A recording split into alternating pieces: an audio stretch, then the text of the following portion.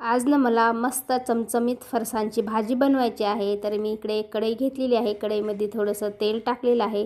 थोडीशी मोहरी टाकली, छान तडतड दिली आणि त्यानंतर थोडेसे जिरे टाकले आणि एक बारीकसा कांदा चिरून घेतला आणि त्यानंतर 4-5 कढीपत्त्याची पानं पण टाकलेली आहेत.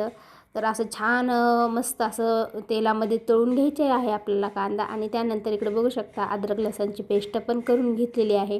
ती पण टाकून घ्यायची तेलामध्ये, छान असं परतून घ्यायचं सगळं काय. आणि एक टोमॅटो पण चिरून घेतला होता बारीकसा, ते पण टाकून घेतलेलं आहे. आणि असं मस्त छान परतून घ्यायचं आपल्याला सगळं काही.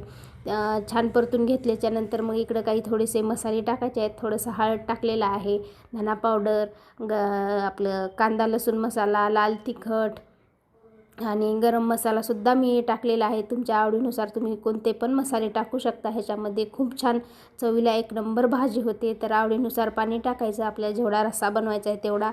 तर थोडंसं चवीनुसार मीठ टाकायचं आणि वरतून थोडीशी कोथिंबीर टाकून घ्यायची. मस्त असा छान आपला रस्सा उकळू द्यायचा. तर खूप छान तरी आली होती, म्हणजे कमी तेलकटसुद्धा होतो आपला, जास्त तेलकट पण होत नाही. आणि तुम्हीसुद्धा नक्की करून बघा, खूप भारी होतो असा रस्सा. तर इकडे वाडाय घेतलेला आहे. तर मस्त असा छान ताटात रस्सा वाढून घ्यायचा आणि त्यानंतर असं फरसाण होता माझ्याकडं, तर हे फरसाण त्याच्यावरती टाकून घ्यायचा.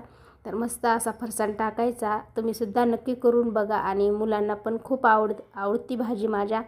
तर मस्त असा वरतून पण थोडासा टाकायचा आणि कांदा टाकायचा.